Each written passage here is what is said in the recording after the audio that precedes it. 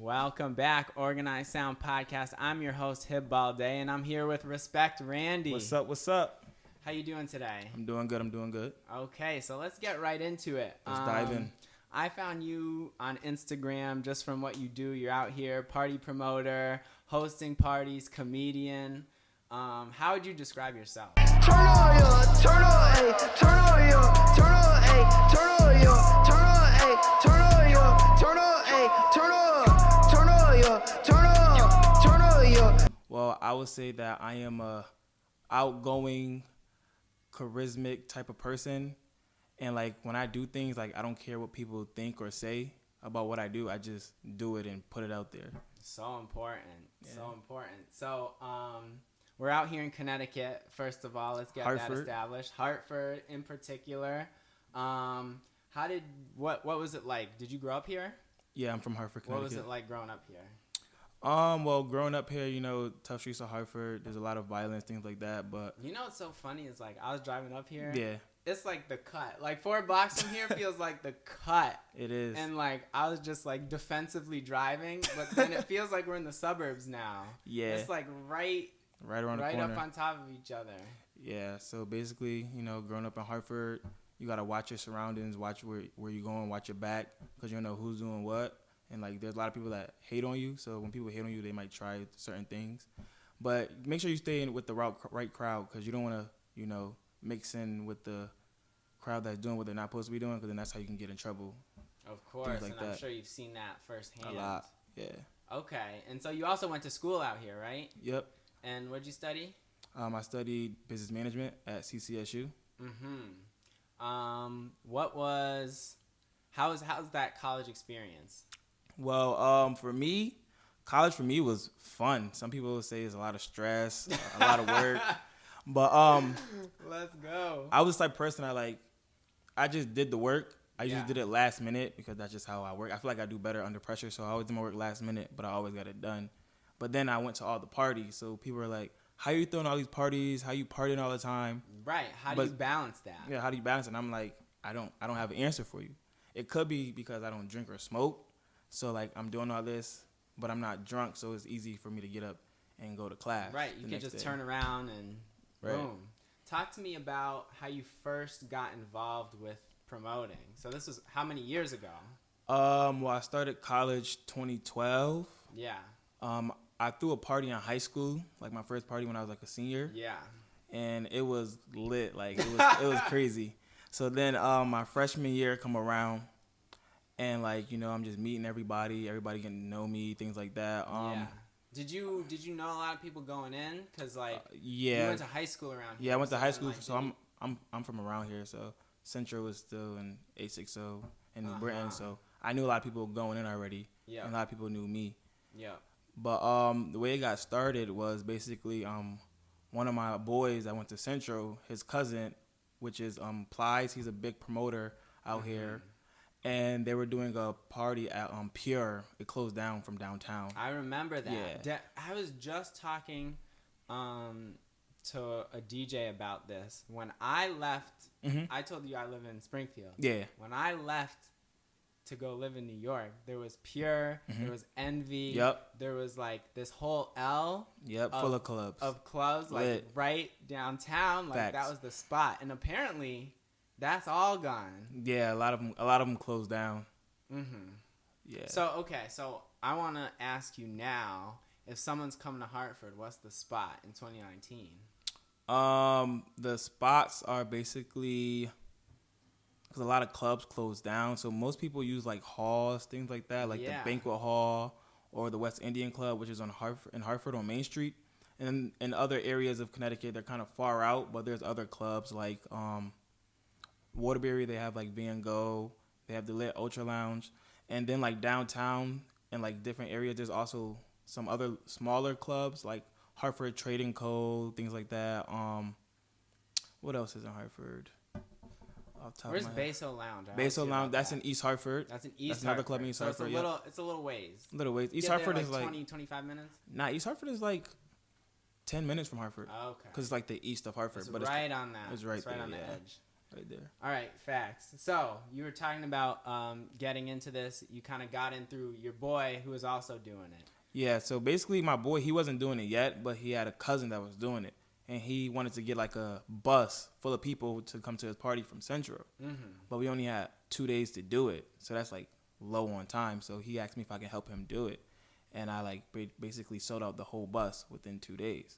So then that's when somebody I met, which is Nigel, come to find out the person that I met, that's my cousin. Like my mom, like I showed my mom like the person I met. She's like, oh, that's your cousin. So like I found out like he's Small my world, right? So he had a team called Live Nation on Central's campus, and they threw like all the big college parties, like Blue Magic, College Clash, things like that. And it was basically Live Nation and Swag Mob. Those were like two of the biggest promotion teams coming out of Hartford, and Keep Swagger promo. RIP to Keep Swagger. But basically they threw all the biggest parties. So then I was added to the Live Nation group. So then that's how I started throwing the parties and things like that. And then from there, I kind of like branched off and then started my own thing. Okay, so what's your thing? Well, basically, since my Instagram was Respect Randy, I started off as just Respect Randy. And then like people would like hit me up to host their parties, things like that. And then I started planning my own events. So from there, it would just be like Respect Randy TV type thing. Mm-hmm. Then like once I graduated from college, I was like, yeah, I want to make like my own little, team of people that's still in college. So it's like I got 1 foot in the college, 18 plus. Because that's and a network. Right. And then I still can do my 21 plus thing at the same time. Mm-hmm. So then I came up with like a group of people. Their names is Chris. He goes to CCSU. Dylan. He goes to CCSU. And my boy IDM Julio. So between the four of us, we came up with Live Wave. So basically we started throwing parties. So we have like late registration, early registration, summertime shootout, things like that. And then we added a DJ, which is DJ Boona. We added him to our team, so now we have a home DJ. So any party we do, he's gonna be spinning. He's on the bill. He's on the bill, correct? So that's how I got into the partying thing. Nice. Yeah. Man, so it sounds like there's some real consistent progression. I want to take it back to when you started. Mm-hmm. What were there any like challenges, or what did you really have to learn coming in? What I had to learn was you get what you put out. So basically, if you're not promoting your party, you're not giving it your all, your party is going to be basically, you can have a shitty party. So, and then there are some people, they want to put in money for the event, but they don't want to promote, don't want to help. So like, just because you're putting in money, that don't mean the party's going to be lit. You have to still do your part to make the event successful. And some people don't understand that. So there's some people that'll be like, yo, I got money and I can put in for this event and help out. But I'm like, are you going to promote? Are you going to do this? If not, then why add you on just to make money and you're not doing anything to, benefit the event? Right. And even just showing up to the event. Not everybody does that. Yeah, some people don't even want to show up. And there's some people that they come to the events because they think you're going to be there. Now, if you're not there, now they're like, where's this person at? I came here because of them. But then they're not showing to the events. It's like a community thing. Right. Like, take everything else out of it. It's just like a community type get together. I want to talk about how social media has changed the game. I'm sure social media has been going on as long as you've been doing it. Mm-hmm. But what are the strategies on there, and what's something that you think gives you like an edge? Well, some of the strategies that social media comes with is like you get to network and meet people that you would have never met before if you didn't have social media. So like one of the people that I met was Big Mike the Ruler. Yeah. Basically, he's someone he used to be a DJ, a big DJ, DJ for Max B, things like that, all his mixtapes and stuff like that. And then he started throwing a whole bunch of concerts. So he put up a post saying like, do you know any promoters or college promoters that's willing to help promote the concert? So people started like tagging me. If I didn't have social media, I probably would never met this guy. So they started tagging me, and then like he picked me out of, I don't know, 20, 30 people that was tagged. And then like we met up, things like that. We talked. Then he chose me to become one of his promoters to promote concerts. And then from that network of social media, that switched from me promoting concerts to now me hosting concerts. So basically we was having a conversation, and he was like, have you ever hosted before? And I'm like, I mean, I've hosted at my school because my freshman year, I did like fashion shows. So I was in the fashion shows, and then like the next year, people was like, "Yo, you seem like you have like a great personality, and like for hosting events, like you should host a fashion show or host a talent show." So I was like, "All right." So I hosted the talent show at our school called what is it called? You know when they sweep the broom, get you off the stage when you like suck. Yeah, in New York, yeah. what is that? What is that I called? don't know. I will not think of it. I can't think of it. And they you rub the wood before you go on the stage. I forgot what it's called, but it was basically a talent show, and I hosted that, and I did it for free because my first time. So once I did that, every school started calling me. So UConn, Eastern, Southern, even in Springfield, I hosted at AIC. All these different schools started calling me to host their fashion shows, talent shows, pep squad, dance competition, things like that. So then when I told him about that, he was like, "You should host our show." So my first concert that I was promoting for him, I ended up hosting it, which was the Little Uzi concert. Okay. So that was very dope. Hosting Right. That. Yeah. I actually heard about that one. I heard it was like on like a weekday. Yeah. But it was still packed out and it went crazy. So Yeah. how long ago was that? I want to say that was 2016, I believe. That was my first. Okay, so this was early Uzi relatively. Yeah, Like, early he was Uzi. just starting to pop off. He was at Oakdale. Oakdale, yep, the theater. Oh man, that's So it was crazy. interesting. I was definitely at one. He did two Back to back. a couple months away from each Yep. other. I went to the second one. Think he went did- to the one where Filth Town opened. Have you ever heard of them? Yep. Yeah. That's the one I hosted. Oh damn. Yo, I seen you. I didn't even know it. Most likely. For sure. Yeah. That's cool. Small world, like Small I said, world. right? Facts. Damn. That's funny because that is right when I was moving to New York. Like I looked at my apartment, I booked my apartment, and I drove from New York back to Connecticut to catch that show. Okay. And then like I got rid of my car like a week later. So that was like the only way that I was going to see that. Yeah. I guess I want to talk about the comedy piece because that's kind of the third piece of your triangle. Yeah. I seen you just doing some funny skits on Instagram to promote your stuff, just like being like being a girl in the car and like stuff like that. Yeah. Basically. Where do you get the inspiration? How do you put something like that together? So the first thing I did was I was working with my boy Christian Royce. I'm pretty sure you heard of him before. He started off as like a videographer. Okay. And then now he raps now, so like he's this big rapper now. Got you.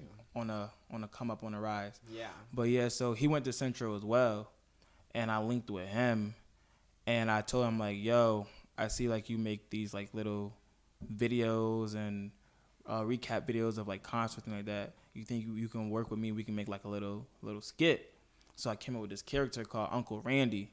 Basically, it's like this old guy that's like he want to be a party guy, but people tell him he's too old. He can't go to the party, but he's like, right. But he's like, care. what? And that exists, right? Yeah. Like the club just be having these like gentlemen, like seniors there. Facts. But they're chilling. Yeah. So when I made that video, it went crazy. Like everyone was like, "Yo, that's wild creative. I never saw nobody do anything like that. Like you're like one of the first to do that." Like I stepped outside the box. For sure. To promote my party. So then from there, people were like, "Yo, you should keep doing it." So I kind of like fell off on it because I was going to like keep doing it just because, but then I kind of just only started doing it for like my parties. But people were telling me like I should keep doing it because it's something good that I got going on. Yeah, make it its own thing. So that's something I gotta work on. You're thinking about keep it going. Yeah. Okay. I was talking to you earlier about the cameo that you had in Annoyed's music video, and you've been talking about a lot of like local artists and stuff like that. How did you two link up, and what's that relationship? All right, so basically a lot of stuff happened through going to Central. So when I was at CCSU once again, someone I met, which was Anthony Valentine. So he was working with Annoyed. He still works with Annoyed heavy. He was like, "Yo, I like what you're doing with the skits and things like that, and I think we can use you for the Lucky video. So would you be interested in being a part of the video?" So I'm like, hell yeah, that sounds dope. He's from, Connecticut. I'm from Connecticut, so we can make this work. So we met up with him. They was like, yo, just be yourself. So there wasn't no script for me, nothing written up. I was just being my own goofy, funny self. Damn. And then we made a movie. Facts. I mean, that's one of his most viewed. Yeah, facts. If not the most. Yeah, I think it premiered. I know he put a lot of new stuff out recently, but yeah, I think it premiered on MTV as well. Yeah. Nice. It was MTV or BET or VH1, one of those. I don't remember which one, but I was on TV. Major placement. Right. Fire. Tell me about. I mean, we're talking about interstate stuff. I see you all over. I've seen you in New York a bunch. What are you doing? I guess specifically New York. What are you doing out there? Do you have anything planned that's coming up? Basically, when I was in New York, I was there just for like support. So like my boy Julio, he does like videography and he takes pictures, and he works with Christian Royce as well. So that's one of the main reasons why we be in New York. So if he has concerts, things like that, I'm usually the person that he asks to come along with him. So I go with them because I kind of like manage him a little bit. Yeah. But it's more like on a friend type of thing. It's not too serious or whatever. Right.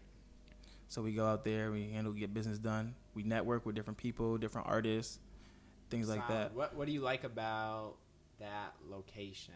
And what's different from Connecticut? Because, I mean, I find them to be very similar in a lot of ways. So what's different from Connecticut and Hartford? Connecticut and New York. Something I would say is different from Connecticut and New York is that New York is more globalized. So, like, their talent is seen first. Then Connecticut, we have a lot of talent, but it's just not shown enough.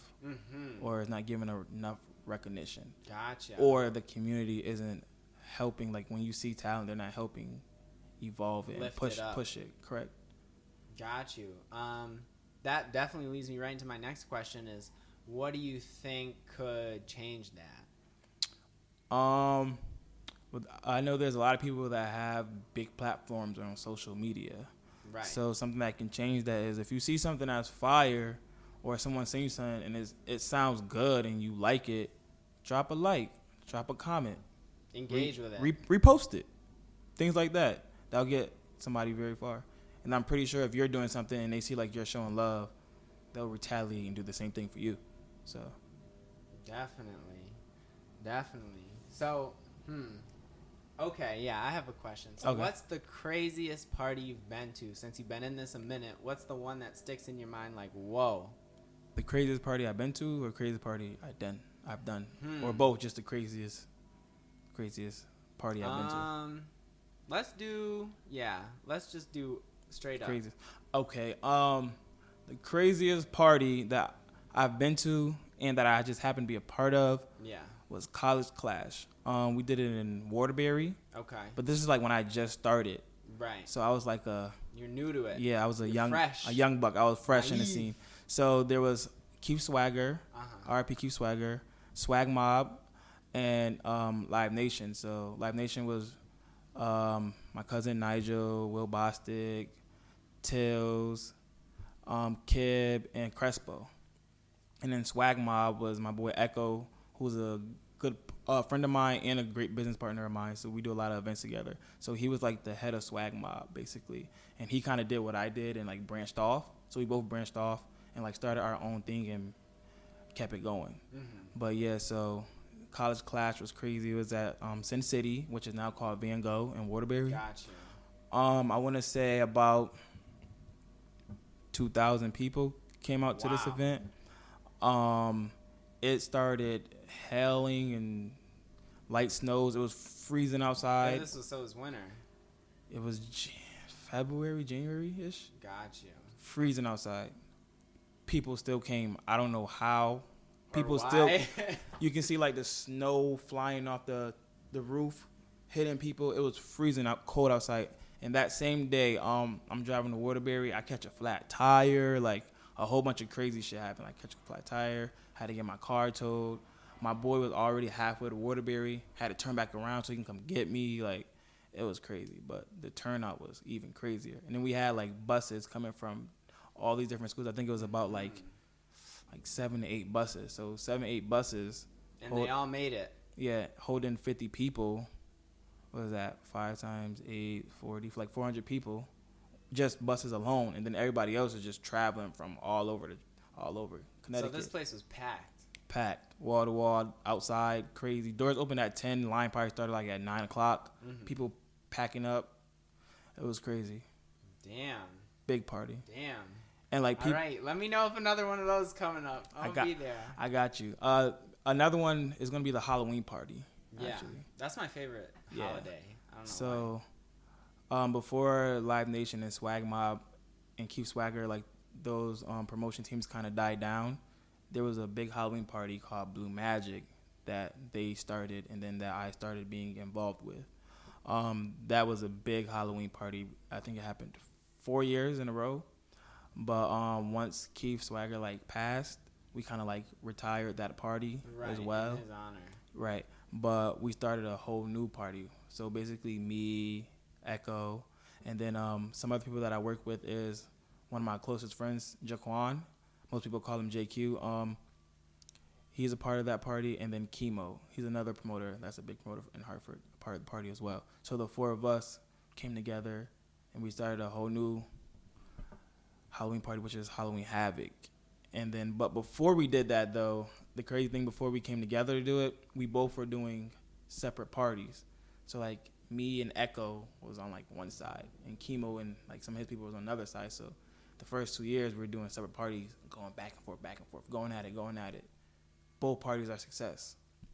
And then the year after that, JQ and someone else was throwing a party, but me, Chemo, and Echo came together. So now JQ and his people and the 3 of us on social media going at it. It's nothing serious. Right. It's just like, come on now. Yeah, this is the one. Fun. So we got them. memes going, videos, talking shit about each other. Nothing serious though. Just promoting our party, seeing who's going to throw the better party. And then like the party that we happened to throw, which was 2 years ago, it got shut down. It was too many people. It was at Trinity College. I remember that day like it was yesterday. I was so upset because people bum rushed the door. So like there's like, I don't know, 2,000 people. Probably like 100 people had paid to get in. The rest people, everyone else bum rushed. No, I mean they were free, but we shut the party down. Right. Once they did that, we just shut it down. Like fuck this, it's shut down. So it wasn't even like a police getting involved or anything like that. This was just like the people. No, yeah, out of control. Yeah, people was out of control. Security was like, yeah, they got to be shut down. But we were already mad because we do these things for a purpose, for people to have a good time. And we put money up for these things. Of course. So and you need to make that back, and you need right, to make so something for yourself. Right, so we're expecting to make money back and make profit off of these things. Because this is like one of our jobs, or our side jobs, or whatever you want to call it. So yeah, we shut it down ASAP. So then after that party, we was like, you know what? Since the 4 of us, me, Echo, Chemo, JQ, 4 of the biggest promoters in 860, damn, I'll even say in Connecticut, the 4 of us were just going to come together and create one big ass party. So then we came up with Halloween Havoc, and we did that at the West. Doors opened at 10 o'clock. The West is what? West is on Main Street in Hartford. Okay. So doors opened up at 10 o'clock. No bullshit. People started lining up at 8:30 to get into this party. So by the time it's 9:30, it's like, I don't know, 4 or 5 people. Crazy ass line waiting to get in, waiting for doors to open. So it was crazy. But that's coming soon. So everybody be on the lookout for the Halloween party. So you're coming into fall strong. Yeah. All these things are on the table. You're ready to go. Ready to go. Rock and roll. Fire. I have maybe the most important question of this interview. Can Respect Randy wife a thought? Can Respect Randy wife a thought? Negative. The only way that Respect Randy can wife a thought is if he meet her, talking to her, and he starts dating her, liking her, but he never knew she was a thought. Mm-hmm. That's the only way I could mistakenly wife a thought. But if I know she's a thought and my boys tell me, yo, she a thought, she got around like from Hartford to Waterbury, like hell no, I'm not wifing her. Okay, got you. So no, and seriously, are you single right now? I'm single. Single. So ladies, holla at me. Chilling. All right. You know the drill. Let's see what else I want to talk to you about. I'd just say generally what I want to talk more about that street team presence. Do you still like make the flyers and try and go out in person, or do you not do that as much? So it depends on the event. So if it's like a smaller venue, things like that, like if it's like a venue of like a capacity of 200 people, I probably won't do the street thing with flyers and things like that, because I know like I can easily pack that out. Now, if it's a big venue that holds 1,200, 2,000 people, then I might be like, all right, let's go back to the drawing board. What do we think we need to make this the strongest promotion possible? So that's when I start pulling tricks out the bag. Videos, getting other teams involved, flyering, so getting 1,000, 2,000 flyers made, flyering the city, going to different colleges, sliding flyers on the doors, meeting people, conversating with people, letting them know that the party's going on, things like that.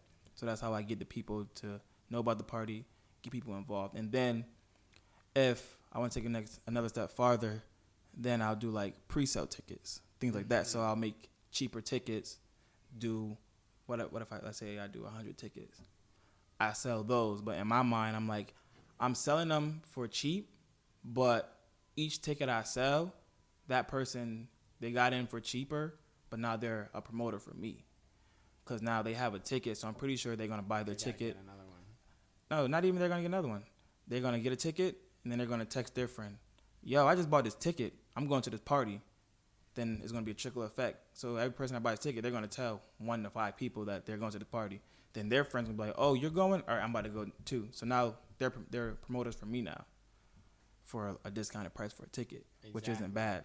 It works out. Works out perfectly. Nice. Well, I mean, you really dish the sauce. Is there anything else that you think, like somebody, like general advice that people need to know if you're getting into this business? Firstly, if you're gonna start something, you gotta give it your all. It takes money to do the things I do, because you have to, rent halls, you have to pay DJs, promoters, different things like that. So get a couple of dollars saved up together to throw an event. You got to put that work in, because you're going to get what you dish out. So if you're not promoting your own party, because there's some people that want to like just post a flyer one time and that's it. If you're an artist, like a mainstream artist or something like Imagine that. then you can do something like that. Like Lil Uzi, if he's having a concert, he can drop the flyer one day before the concert and probably sell it out. But for regular people like us, you got to put that work in and promote it, because everyone don't know you. And then there's some people that like to just do social media, but what I tell them is like, okay, you got 2,000 followers on social media and you promoting your flyer on social media, but if you take that extra step and do the groundwork, now you're promoting to a different geographic of people that don't even follow you. And then that can also build up your reputation on social media, because now you're going out, meeting new people, talking to new people, networking. So now they see you're promoting, they like what you're doing. You know what? I'm going to give this guy a follow. I'm going to like some of his pictures. Now you got more social media following, and it's building up your revenue at the same time. Right. They work together. They feed each other. Yeah, some people think it's old school to promote flyers and pass them around, blah, blah, blah. But certain events, I gets the job done. Yeah, it gets the job done. Even going to other people's parties. Like, I'll go to other people's parties and pass out flyers. I'll sometimes go outside, hit cars, put flyers in cars.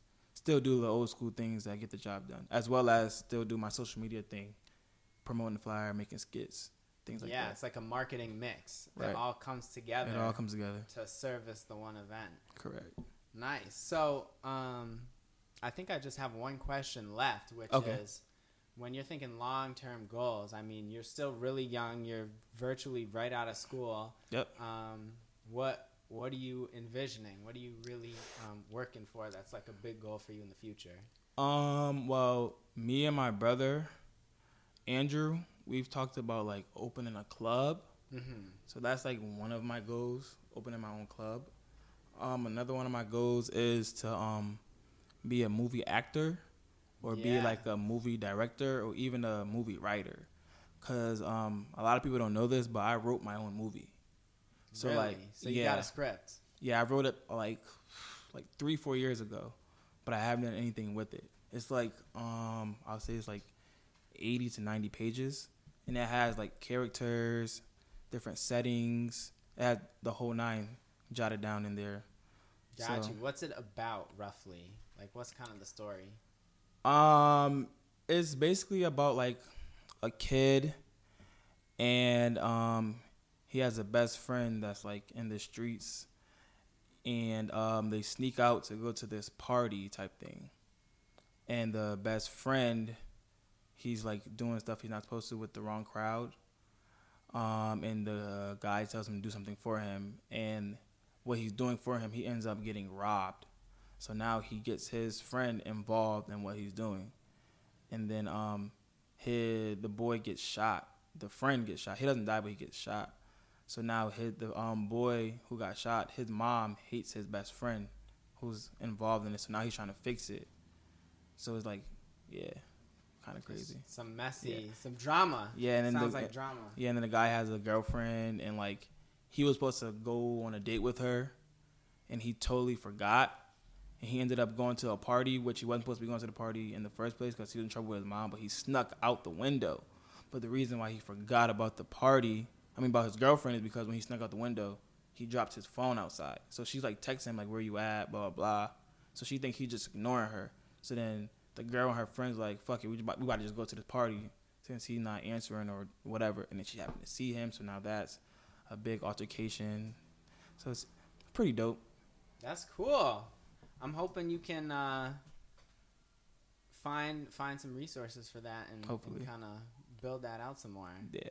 All right. Did you have any last shout outs or anything? I want to shout out the home team. Live Wave. I want to shout out, Live Wave. What's the Instagram for that? LYVE. That's how you spell live, and then Wave Entertainment. So Live Wave ENT. And then I want to shout out the home team, which is like my boys that like I hang out with every day. I kind of named their names already. Yeah. But I name them again. Shout out Echo, Sir Swag Daddy.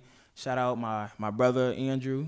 Follow him on Call Me _Andrew. Shout out my boy JQ, Cartier Quan, and shout out my boy IDM Hulo. All right, the whole set. Well, Yeah. I appreciate you coming through, Randy. Yep. This has been the Organized Sound Podcast. Thank you very much for watching. I'm your host, Hib Balde. And come out to one of this man's events. I'm going to leave all his information in the description below, so check him out. Make sure you follow me at respect_Randy with 3 Y's. That's on Snapchat, Instagram, Twitter. It's all the same. Make sure you follow me. Randy. All right, Organized Sound Podcast signing out.